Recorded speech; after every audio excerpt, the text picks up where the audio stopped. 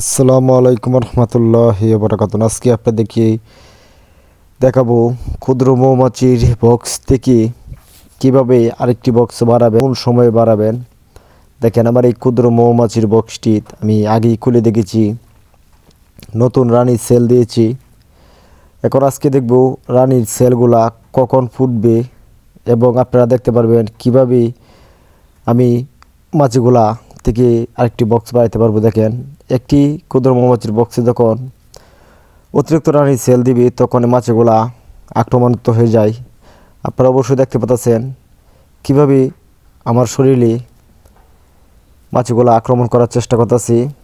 তবে এভাবেই আপনাদের ক্ষুদ্র মৌমাছির বক্সে শুধু মনে করেন যে রানীর সেল দিয়েছি, তখন আপনারা খুবই সেফটি হয়েই বক্সটি খুলে আপনারা আরেকটি বক্স বাড়াবেন।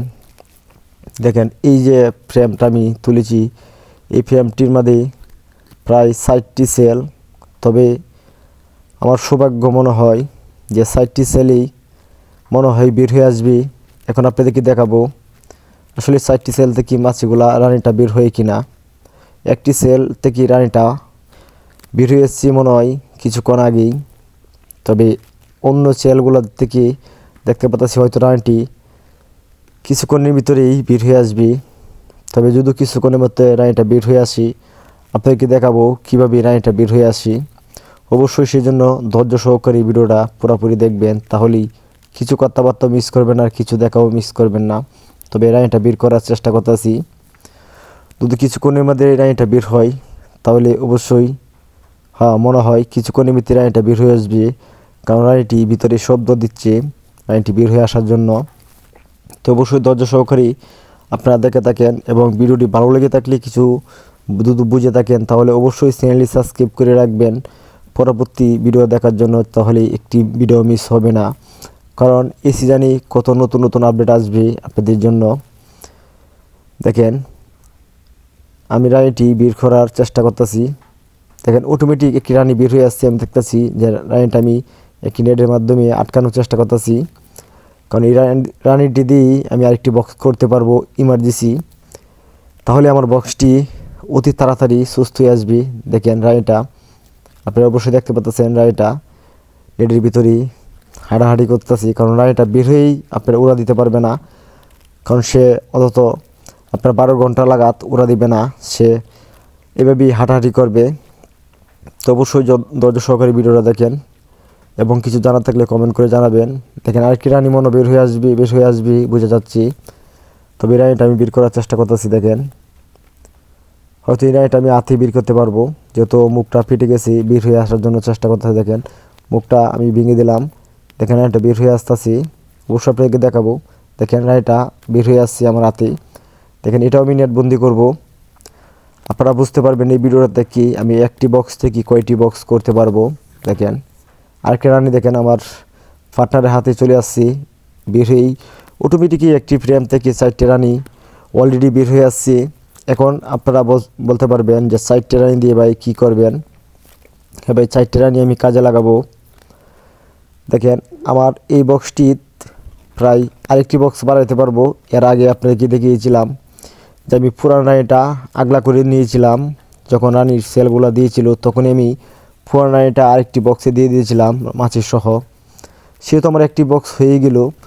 এখন এই মাছের থেকে আমি আরেকটি বক্স তৈরি করব, কারণ যেহেতু এখন সিজন রানী ফোটানোর, তা হয়তো কিছু সংখ্যা মাছে দিয়ে আপনি একটি থেকে 2টি ফ্রেম দিয়ে দিবেন। দেখেন, এই ফ্রেমটিতেও আপনি দেখতে পাচ্ছেন ডিমে ভরপুর। এই ডিমগুলাও অতি সহজে বের হয়ে আসবে, কারণ যেহেতু কিছু মাছের সংখ্যা দিব আমরা, তখন এই মাছে তাপ দিয়ে এই ডিমগুলো বের করে আনবে, তাহলেই আমরা অতি সহজে একটি বক্স বাড়িয়ে নিতে পারবো। তো অবশ্যই ধৈর্য সহকারে ভিডিওটা দেখেন এবং পরবর্তী বলবো আমরা অন্য রানী দিয়ে আমরা কি করব। এবং এক্সট্রা যে সেলগুলো আছে, আরও বহু সেল আছে। দেখেন, 3টা রানী আমি নেটে আটকে নিয়েছি দেখেছেন। আরেকটা রানী যেহেতু বক্সে আমার বের হয়ে আসছে, এই রানীটাই আমি এই বক্সে রাখবো, পুরান বক্সে। এখন এই যে এক্সট্রা সেলগুলো আছে সেই সেলগুলো ভেঙে নিব, কারণ আর আমার প্রয়োজন নাই, কারণ একটি বক্স থেকে অলরেডি 4টে রানী আমরা নিয়েছি। 4টে রানী দিয়ে আমি আরেকটি বক্স করবো, যেহেতু আমার অন্য অন্য বক্স আছে সেই বক্স থেকে আমি রানিটি কাজে লাগাতে পারবো। দেখেন এটার মধ্যে আরও কয়টা সেল রয়েছে, দেখেন আরও 3টি সেল রয়েছে, 3টা সেল আমরা ভেঙে দিব এবং একটি বক্স তো এখন এটার থেকে বাড়াবো, আপনারা অবশ্যই দেখতে পারবেন। এবং বাদ বাকি 2টা রানি দিয়ে আমরা কি করব, বাদ বাকি 2টা রানি দিয়ে আমরা যত অন্য বক্স আছে এই অন্য বক্সের মাঝে দিয়ে আমি ওই রানিটি কাজে লাগাবো, তাহলেই আমার একটি রানিও নষ্ট হবে না। দেখেন এভাবে আপনারা দিয়ে আপনারা বক্সগুলো বাড়াতে পারবেন। দেখেন এই যে আমি 2টি ফ্রেম দিয়ে কীভাবে মাছিগুলো দিয়ে আমি বক্স বাড়াবো, দেখেন এটা দেখতে পাচ্ছেন আপনারা ভরপুর মাছি এটার মধ্যে। এই মাছিগুলো এটা মধ্যে দিয়ে দিব জাকি দিয়ে, দেখেন আপনারা অবশ্যই দেখতে পারবেন। দেখেন আস্তে আস্তে জাকি দিয়ে মাছিগুলো এটা মধ্যে দিয়ে দিচ্ছি, দিয়ে আমি একটা রানি দিয়ে দিব, তাহলে এই বক্সটি আমার 1 মাসের ভিতরেই কাজ করা শুরু করে দিবি এবং রানিটাও ডিম পাড়া শুরু করে দিবি। কারণ যেহেতু রানিটা নতুন, অন্তত 21 দিনের আগে রানিটা মিট করতে পারবে না।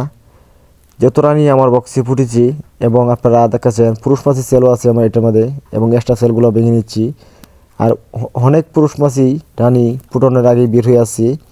সেই পুরুষ মাছির সাথে 21 দিন পরেই রানিটা আমার মেলামেশা করবে, তারপরে দিই আমার রানি কার্যকারী হয়ে যাবে, আমার রানিটা ডিম দেওয়া শুরু করে দিবি। যখন ডিম দেওয়া শুরু করে দিবি তখন আপনার বক্সটা কমপ্লিট হয়ে যাবে অতি তাড়াতাড়ি। যেহেতু নতুন রানি কিন্তু বেশি দিন লাগে না বক্সগুলো তৈরি হতে। এভাবে আপনারা বক্সগুলো বানাতে পারবেন এবং এই বিষয়ে আরও জানতে চাইলে অবশ্যই কমেন্ট করবেন। এবং আমার অন্য ভিডিও যেহেতু এই সিজনে আমরা রানি নিব, তো প্রতিটি